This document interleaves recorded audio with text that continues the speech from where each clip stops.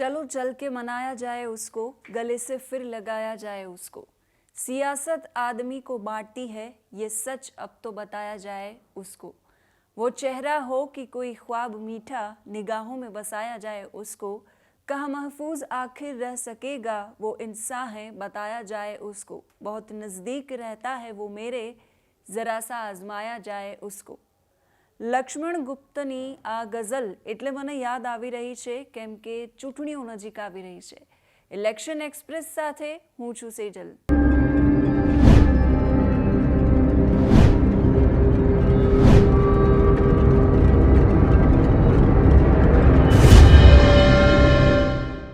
લોકસભાની ચૂંટણી જેમ જેમ નજીક આવી રહી છે તેમ તેમ રાજકીય સમીકરણો સતત બદલાઈ રહ્યા છે। આગામી લોકસભાની ચૂંટણી માટે ભાજપે ગુજરાતની 26માંથી 22 બેઠક પર પોતાના ઉમેદવારોના નામ જાહેર કરી દીધા છે, જ્યારે કોંગ્રેસે 7 બેઠક માટે પોતાના ઉમેદવારના નામ જાહેર કર્યા છે।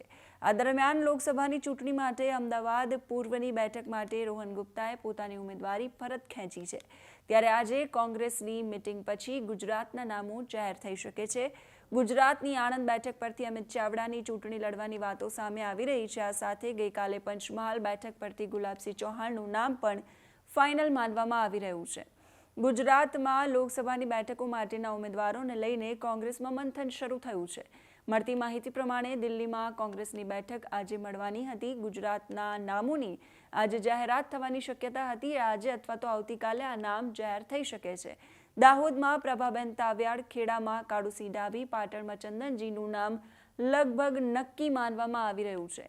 કોના નામ પર પસંદગીનું કળશ ઢોળાશે એના વિશે વાત કરીએ તો આણંદમાં અમિત ચાવડા, સાબરકાંઠામાં તુષાર ચૌધરીની ટિકિટ નક્કી મનાઈ રહી છે। સાબરકાંઠામાં જશુભાઈ પટેલનું નામ પણ ચર્ચાઈ રહ્યું છે। પંચમહાલથી ગુલાબસિંહને કોંગ્રેસ ટિકિટ આપી શકે છે। અમરેલીથી જેનીબેન ઠુંબરને ટિકિટ આપી શકે છે। પાટણથી ચંદનજી ઠાકોરને કોંગ્રેસ ટિકિટ આપી શકે છે। છોટાઉદેપુરથી સુખરામ રાઠવા, તો દાહોદમાં પ્રભાબેન તાવિયાડ અને ચંદ્રિકાબેન રાઠોડના નામની પણ ચર્ચા છે। સુરતમાં નિલેશ કુંભાણી અથવા હસમુખ દેસાઈ, નવસારીમાં મુમતાઝ અહેમદ પટેલ, ખેડામાં કાળુસિંહ ડાભી, સુરેન્દ્રનગરમાં નૌશાદ સોલંકી, જૂનાગઢમાં જલપા, વિમલ ચુડાસમા અથવા પ્રગતિ આહિર અથવા આમ આદમી પાર્ટી સાથે ગઠબંધનનો કોઈ ચહેરો, મહેસાણામાં બળદેવજી ઠાકોરના નામની ચર્ચા થઈ રહી છે। ઇલેક્શન એક્સપ્રેસમાં આગળ વાત કરીએ વડોદરાની કે જ્યાંનું પોસ્ટર વોર અને હુતુ તુતુ ખૂબ ચર્ચામાં છે। ગુજરાતમાં ભાજપે બીજી યાદી જાહેર કરતાની સાથે જ કકડાટ ચાલુ થઈ ગયો છે। શિસ્તબદ્ધ ગણાતી પાર્ટીની આબરૂના લીરે લીરા ઉડી ગયા છે। ભાજપે વડોદરામાં સિટિંગ સાંસદના નામની જાહેરાત કરતા જ ભડકો થયો છે। નેતાઓના ખુલ્લા વિરોધ બાદ આજે પોસ્ટર વોર શરૂ થઈ ગયો છે। આ જિલ્લાના પ્રભારી હર્ષ સંઘવી હોવાથી પોલીસ પણ દોડતી થઈ છે। એ પહેલા વાત કરીએ વર્ષ 2018ની। 2018ની રાજસ્થાન વિધાનસભાની ચૂંટણી વખતે એક સૂત્ર ખૂબ ગુંજ્યું હતું, મોદી તુજસે बैर नहीं पर रानी तेरी खैर नहीं। નરેન્દ્ર મોદી દ્વારા કરવામાં આવેલા અદ્વિતીય પ્રચાર પછી પણ રાજસ્થાનમાં વસુંધરા રાજેના ચહેરા સાથે ભારતીય જનતા પાર્ટી ખરાબ રીતે હારી હતી અને તેનું પરિણામ એ આવ્યું કે વસુંધરા રાજે ભારતીય જનતા પાર્ટીને જીત્યા પછી પણ રાજસ્થાનના મુખ્યમંત્રી ન બની શક્યા। આ આખી રાજસ્થાનની કહાની આજે મેં એટલા માટે કહી રહ્યા છીએ કારણ કે વડોદરામાં लागेला પોસ્ટર અને પોસ્ટરમાં लागेલું સૂત્ર મોદી તુજસે बैर नहीं पर रंजन तेरी खैर नहीं એના પર જ છે। આ પોસ્ટર ધારાસભ્ય મનીષાબેન વકીલના જનસંપર્ક કાર્યાલયની આસપાસ આવેલ ગાંધી પાર્ક સોસાયટી પાસે અને શ્રી વલ્લભ પાર્ક સોસાયટી, જાગૃતિ સોસાયટી, ઝવેરનગર સોસાયટી અને સંગમ સોસાયટીમાં લગાવાયા છે। વડોદરા લોકસભા બેઠક પર ભાજપ દ્વારા ત્રીજી વખત સાંસદ રંજનબેન ભટ્ટને રિપીટ કરાતા જ ભાજપમાં નારાજગીનું વાવાઝોડું ફરી વળ્યું છે। રંજનબેન સાથે આ પહેલીવાર થયું હોય એવું નથી। એમની ઉમેદવારી જાહેર થાય એ પહેલા જ એક અકસ્માતના કારણે તેઓ ચર્ચામાં આવ્યા હતા। અકસ્માતના કેસમાં હિટ એન્ડ રનનો એક કેસ હતો અને એક છોકરાને છોડાવવા મામલે તેઓ વિવાદમાં આવ્યા હતા। ત્યાર પછી ઉમેદવારી જાહેર થઈ અને બીજા જ દિવસે ભાજપના રાષ્ટ્રીય મહિલા મોરચાના ઉપાધ્યક્ષ અને પૂર્વ મેયર ડોક્ટર જ્યોતિબેન પંડ્યાએ બળવો કર્યો। તેમને પાર્ટી દ્વારા પક્ષમાંથી સસ્પેન્ડ કરવામાં આવ્યા। ત્યાર પછી કેતન ઇનામદારે પોતાનું પોલિટિકલ સ્ટન્ટ કર્યું, જેમાં સીધી રીતે રંજનબેન ભટ્ટ ક્યાંય જ જવાબદાર નહોતા, છતાંય લોકસભા એમની એટલે રંજનબેન સમક્ષ ઘણા વિવાદો થયા અને ચર્ચાઓ થઈ અને આ ઘટનાઓ જાણે ઓછી હોય એમ હવે આ પોસ્ટર વિવાદ પણ સામે આવ્યો છે।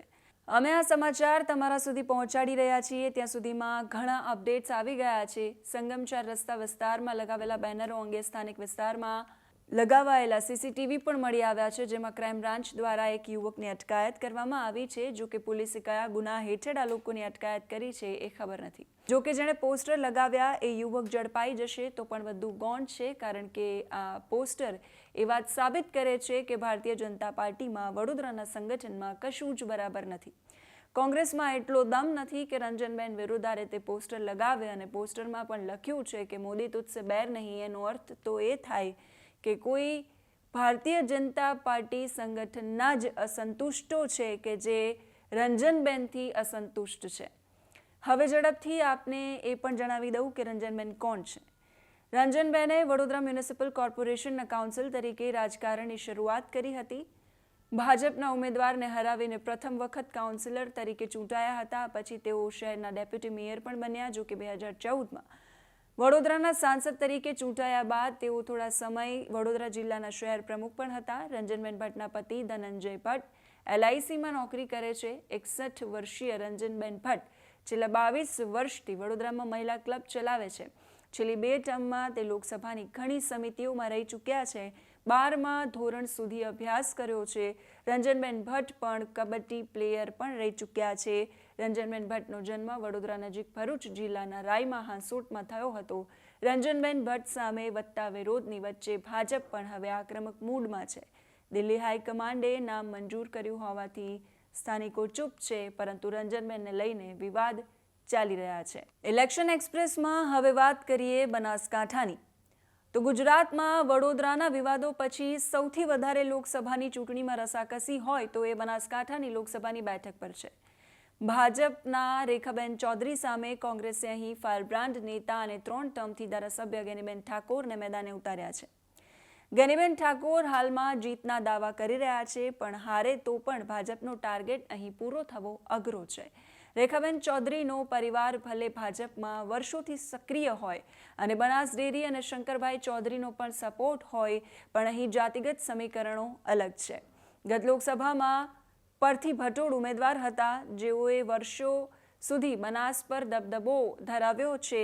એ 3.63 લાખ વોટથી હાર્યા હતા। ગેનીબેન આ લોકસભામાંથી કોંગ્રેસના ધારાસભ્ય અને મજબૂત ઉમેદવાર છે, જેમને એકવાર શંકરભાઈ ચૌધરીને પણ હરાવ્યા છે। ગેનીબેનને હરાવી 5 લાખની લીડથી જીતવું અહીં ભારતીય જનતા પાર્ટી માટે લોઢાના ચણા ચાવવા સમાન છે। એટલે જ ભાજપ અહીં જાતિગત સોગઠા ગોઠવી રહી છે। ભાજપને અહીં ઠાકોર સમાજના મત મળી રહે એ જરૂરી છે, નહીં તો તમામ સમીકરણો ખોરવાઈ જશે। ભાજપ અહીં ગેનીબેન ઠાકોરને હળવાશથી લઈ શકે એવું અત્યારે નથી, એવી શક્યતાઓ નથી, કારણ કે ઉત્તર ગુજરાતમાં આજે પણ કોંગ્રેસની સ્થિતિ કથળી નથી। સરહદી જિલ્લામાં બનાસકાંઠામાં 1951થી લઈને 2019 સુધીમાં કુલ 19 વખત લોકસભાની ચૂંટણી યોજાઈ, જેમાં કોંગ્રેસ 10 અને ભાજપે 6 વખત જીત મેળવી છે। એટલે લોકસભાની ચૂંટણીમાં બનાસકાંઠામાં જંગ જોરદાર જામી છે। એક બાજુ ગેનીબેન મામેરું માંગે છે, તો બીજી બાજુ હવે કોંગ્રેસના ઉમેદવાર ગેનીબેન ઠાકોરના મામેરું ભરવાની અપીલ સામે બ્રહ્મ સમાજના આગેવાને પણ ચાટકણી કાઢી છે। વાવમાં યોજાયેલી સભામાં બ્રહ્મ સમાજના આગેવાને વાવમાં યોજાયેલી સભામાં બ્રહ્મ સમાજના આગેવાન રતનજીએ કહ્યું કે મામેરું 1 વખત ભરાય, 2 વખત ના ભરાય। ગેનીબેન ઠાકોર પર કટાક્ષ કરતા કહ્યું કે મામેરું એવું ભરજો કે છલકાઈ જાય। કોંગ્રેસના ઉમેદવાર ગેનીબેન ઠાકોર તેમની સભામાં મામેરું ભરવાની વાત કરી હતી। અહીં 3 પરગણા બ્રહ્મ સમાજ ભાજપની સાથે રહેશે અને જીતાડવામાં મદદ કરશે એવું નિવેદન બ્રહ્મ સમાજના અગ્રણીએ કર્યું છે। ગેનીબેન ઠાકોરના મત વિસ્તારમાં ગેનીબેનના વિરુદ્ધમાં નિવેદનને પગલે આ મામલો ચર્ચામાં આવ્યો છે। સાંભળો એ બંનેને।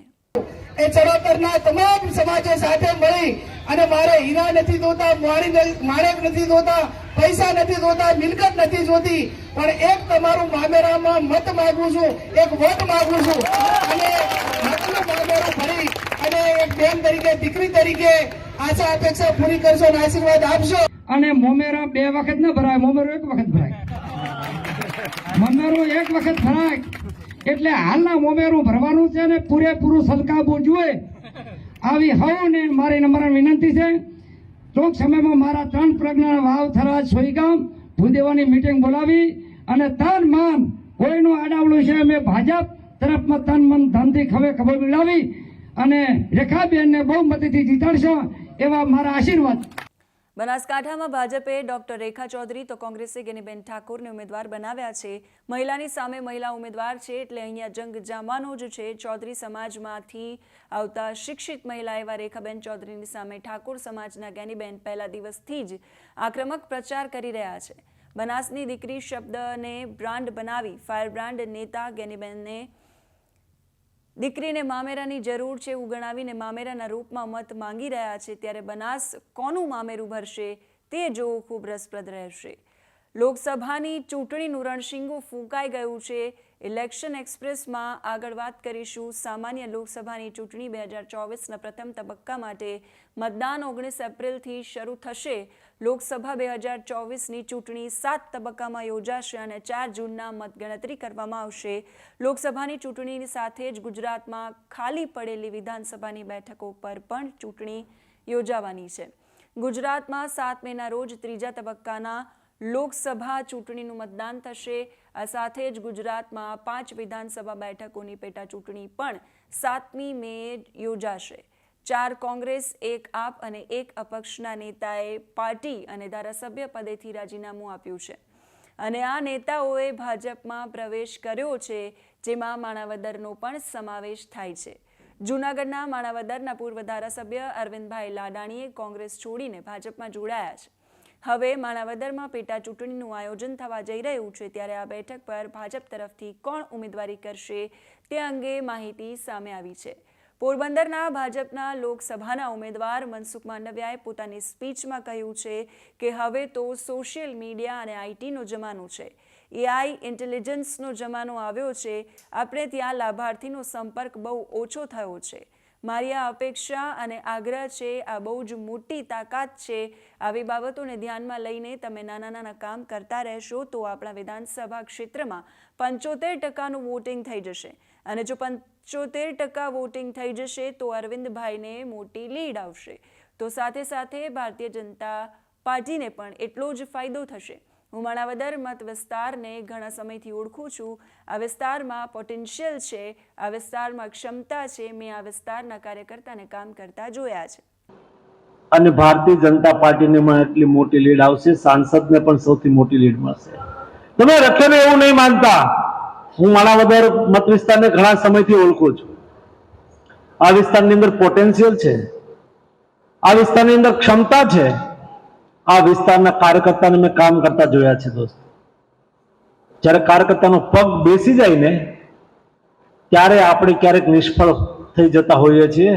રાજનીતિમાં કેવું હોય ને મિત્રો, આજ ઇધર તો કલ ઉધર અને એમાં આ તો ચૂંટણી છે એટલે વહેતી ગંગામાં હાથ ધોવા સૌ તત્પર હોય. ખેર છોડો આ બધી વાતો.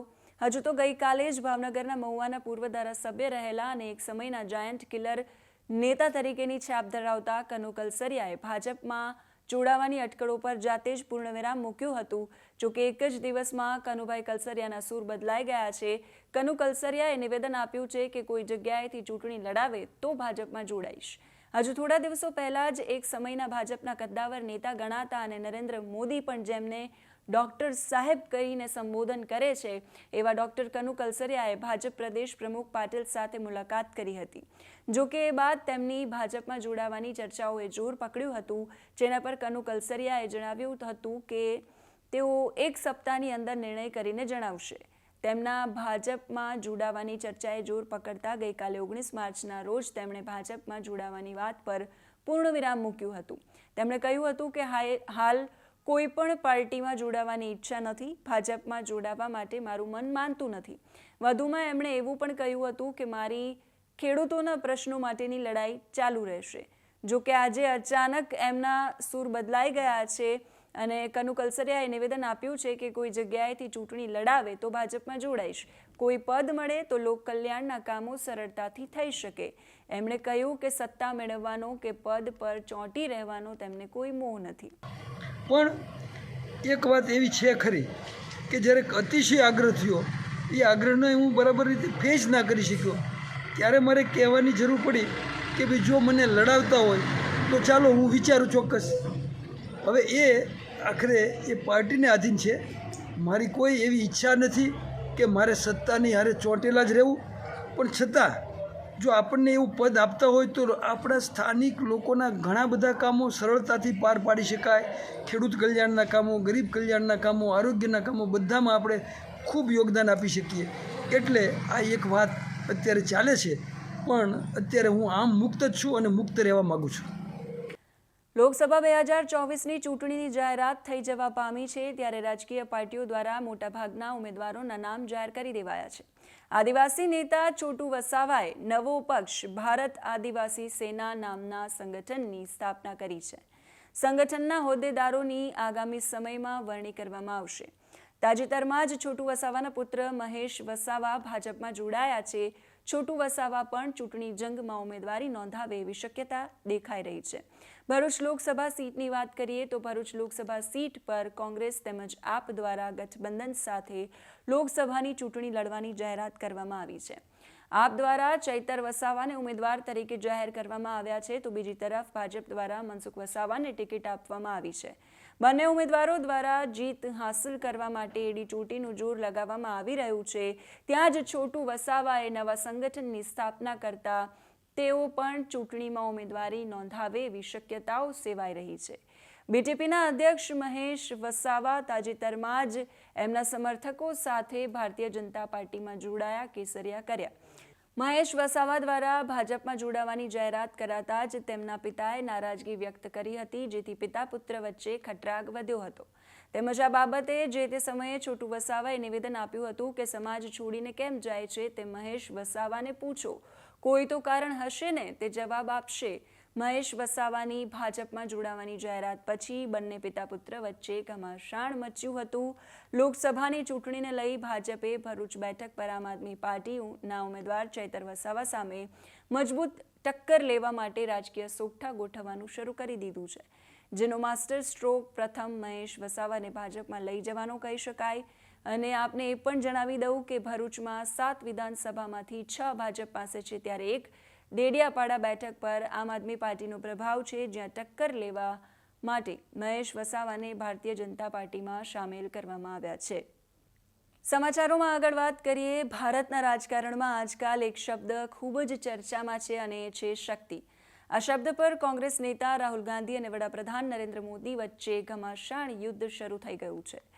આવો એ પણ જાણી લઈએ કે શું છે આખો વિવાદ. રવિવારે મુંબઈમાં ભારત જોડો ન્યાય યાત્રાનું સમાપન યોજાયું હતું અને એ વખતે કોંગ્રેસ નેતા રાહુલ ગાંધીએ પોતાના ભાષણમાં શક્તિ શબ્દનો ઉલ્લેખ કર્યો હતો. આ શબ્દનો ઉલ્લેખ કરતા તેમણે કહ્યું હતું કે હિન્દુ ધર્મમાં એક શબ્દ છે શક્તિ. અમે પણ શક્તિથી લડી રહ્યા છીએ. સવાલ એ છે કે આ શક્તિ શું છે. આ પછી રાહુલ ગાંધી બોલ્યા કે રાજાની આત્મા ઈવીએમમાં છે.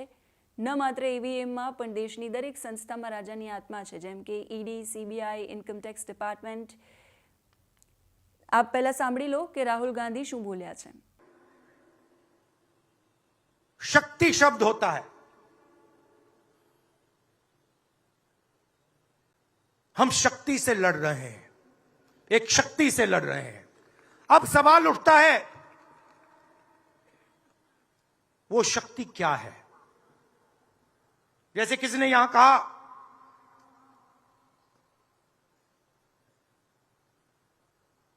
राजा की आत्मा ईवीएम में है. सही है, सही है. राजा की आत्मा ईवीएम में है.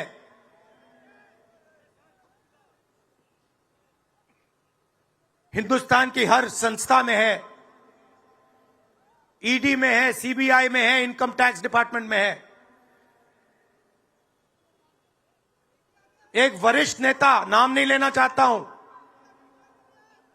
इसी प्रदेश के एक वरिष्ठ नेता कांग्रेस पार्टी को छोड़ते हैं और रो के कहते हैं, मेरी मां से रो के कहते हैं कि सोनिया जी मुझे शर्म आ रही है, मेरे में इन लोगों से, इस शक्ति से लड़ने की हिम्मत नहीं है, मैं जेल नहीं जाना चाहता हूं। और ये एक नहीं है, ऐसे हजारों लोग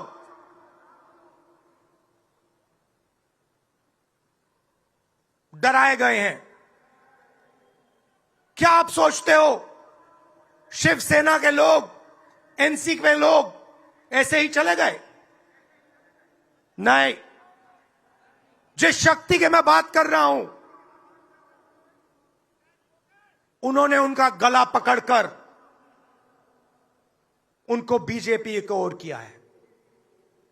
और वो सब આ પછી વડાપ્રધાન મોદીએ તરત જ કોંગ્રેસ નેતા રાહુલ ગાંધી પર તેલંગાણા રાજ્યના જગતિયલ શહેરમાં જાહેર સભા દરમિયાન શક્તિ શબ્દ બાબતે શાબ્દિક પ્રહારો કર્યા હતા અને કહ્યું હતું કે મારા માટે આ દેશની દરેક માતા બહેન દીકરી એ શક્તિનું સ્વરૂપ છે। આ જોવો પીએમ મોદીએ પણ શું કહ્યું છે। इंडी अलायंस ने अपनी घोषणा पत्र जाहिर किया और उन्होंने कहा है कि उनकी लड़ाई शक्ति के खिलाफ है।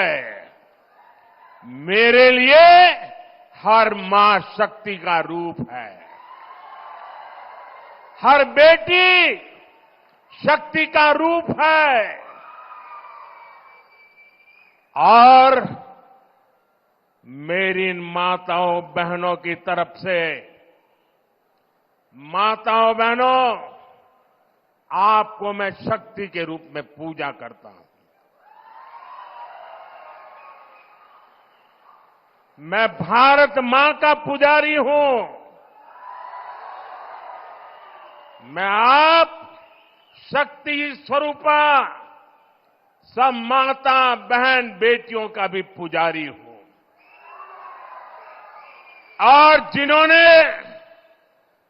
कल शिवाजी पार्क में इंडी अलायंस ने अपना घोषणा पत्र शक्ति को खत्म करने के लिए किया है, मैं इस चुनौती को स्वीकार करता हूं और मैं इन शक्ति स्वरूपा माताओं बहनों की रक्षा के लिए जान की बाजी लगा दूंगा, जीवन खपा दूंगा। આ પછી સોમવારે કોંગ્રેસ નેતા રાહુલ ગાંધીએ સોશિયલ મીડિયા પ્લેટફોર્મ એક્સ પર ટ્વીટ કરીને પોતે વાપરેલા શક્તિ શબ્દ વિશે સ્પષ્ટતા કરી અને કહ્યું હતું કે વડાપ્રધાન મોદીને મારા શબ્દો પસંદ નથી અને મારા દરેક શબ્દોને તોડી મરોડીને રજૂ કરે છે, કેમ કે તેઓ જાણે છે કે હું સત્ય બોલી રહ્યો છું।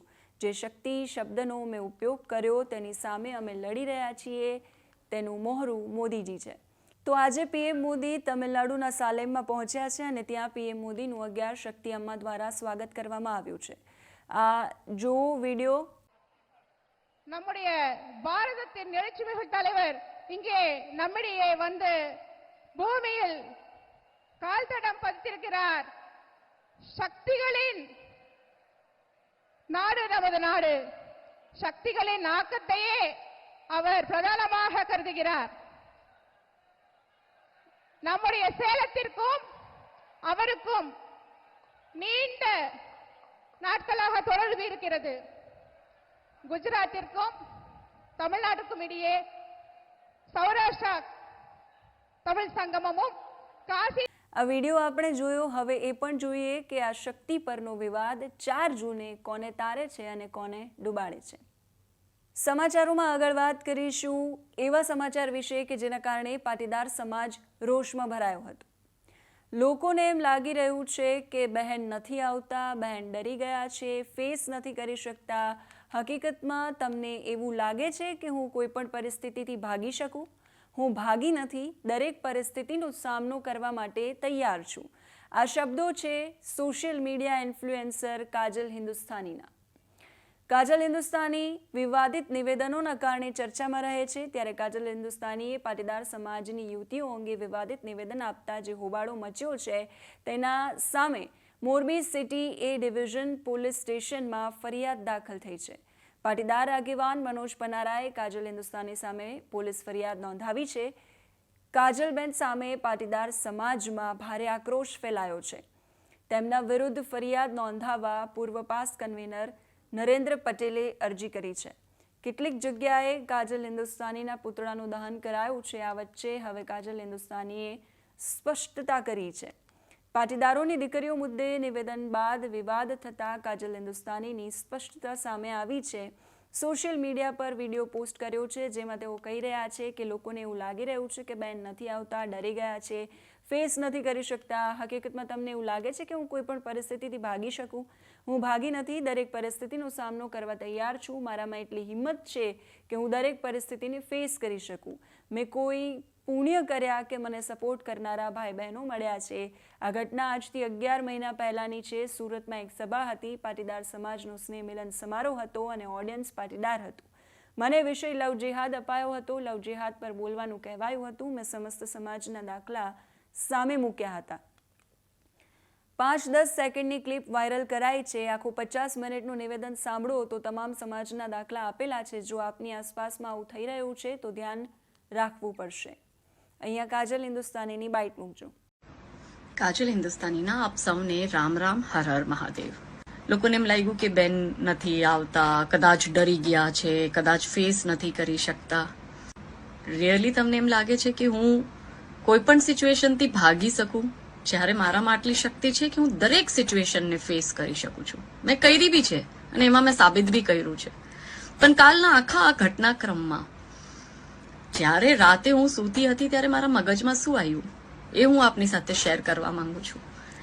મારા આંખની સામે જે દ્રશ્ય આવતા હતા એ લિટરલી જે મહાભારતમાં દ્રૌપદી ચીર હરણવાળું જે હતું એ દ્રશ્ય આવતું હતું. એમાં 3 પક્ષ હતા. એક પક્ષ હતું જે એટેક કરતું હતું, એટલે કે દુર્યોધન દુશાસન વાળી ગેંગ. એક પક્ષ હતું જે ડિફેન્ડ કરતું હતું, એટલે કે શ્રી કૃષ્ણ ભગવાન.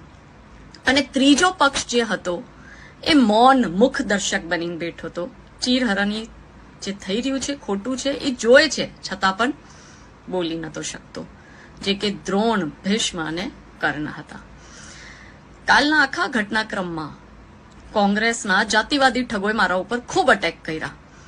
એ લોકોના સાથીદારોએ અટેક કર્યા. મગર શ્રી કૃષ્ણ ભગવાનના રૂપમાં પાટીદાર સમાજના અને હિન્દુ સમાજના એ મારા સમસ્ત ભાઈઓ મારા માટે મને ડિફેન્ડ કરવા માટે આવ્યા. કદાચ હું એમ માનું કે દ્રૌપદીને તો કૃષ્ણ ભગવાન જ બચાવવા આવ્યા હતા, એને ડિફેન્ડ કરવા આવ્યા હતા. પણ મને તો મારા કેટલા બધા ભાઈ બહેનોએ સપોર્ટ આપ્યો. કદાચ મારી પાસે નંબર્સ નહીં હોય તો હું પોતાને બહુ સૌભાગ્યશાળી માનું છું. અને મનમાં એ લાગે છે કે સાચે મેં કંઈક તો પુણ્ય ગયા ભાવમાં કર્યા છે કે મને આ ભાવમાં એટલા સપોર્ટિવ ભાઈ બહેન મળ્યા છે. હવે સમજી લઈએ આ આખો મુદ્દો શું હતો. સોશિયલ મીડિયા ઇન્ફ્લુએન્સર કાજલ હિન્દુસ્તાનીના એક નિવેદનથી હોબાળો મચી ગયો છે. સુરતની એક જાહેર સભામાં તેમણે કહ્યું હતું કે મોરબીની એક જ કોલેજની 7 પટેલની દીકરીઓએ મુસ્લિમ બોયફ્રેન્ડ બનાવ્યા છે અને અંદરો અંદર બોયફ્રેન્ડની અદલા બદલી કરે છે. આ 7 મુસ્લિમ છોકરાને 40 લાખ રૂપિયાની 4-વ્હીલર ગિફ્ટ આપી દીધી હતી. પિતા પૈસા કમાવામાં વ્યસ્ત છે અને માતા રીલ્સ બનાવવામાં મસ્ત છે. ઘરમાં કરોડો રૂપિયા પડ્યા હોય, એમાંથી 2-5 લાખ રૂપિયા કોઈ કાઢી લે તો કોને ખબર પડવાની? છોકરીઓની ઉંમર 16-17 વર્ષની જ છે. વિચારી લો આપણો સમાજ કઈ જગ્યાએ જઈ રહ્યો છે. આ કાજલ હિન્દુસ્તાનીના નિવેદન પછી પાટીદાર આગેવાનોમાં પાટીદાર સમાજમાં ભારે રોષ જોવા મળ્યો હતો. આ મુદ્દે કોંગ્રેસ નેતા પ્રગતિબેન આહિરની પણ પ્રતિક્રિયા સામે આવી છે. સાંભળી લઈએ એ પણ શું કહી રહ્યા છે. આ એક સ્ત્રી તરીકે હું ક્યારેય નહીં સહન કરી લઉં. અને કાજલ હિન્દુસ્તાની, તમને હિન્દુસ્તાની કહેવડાવવાનો કોઈ જ હક નથી, કેમ કે મારા દેશનું નામ મારા દેશનું નામ ભારત માતા છે અને એ એક સ્ત્રી છે. અને મારા સ્ત્રીની પાટીદારની બહેનો, જે પાટીદારો ગુજરાતનું ગૌરવ ગણાય છે. આજે આપણા મુખ્યમંત્રી પણ પાટીદાર છે. હું તો મુખ્યમંત્રીજીને પણ અરજ કરવા માંગુ છું કે એક સમાજને ટાર્ગેટ કરીને એમની દીકરીઓ વિશે જ્યારે આવી સ્ત્રીઓ અહીંયા ગુજરાતમાં આવી નફરત ફેલાવી રહી હોય ત્યારે એમની ઉપર આકરા પગલાં લેવા જોઈએ. તમારે પણ મારી ગુજરાતની અસ્મિતાને ઠેસ પહોંચે છે, હું ક્યારેય સહન નહીં કરી લઉં. તો અત્યારે આ ઇલેક્શન એક્સપ્રેસમાં બસ આટલું જ.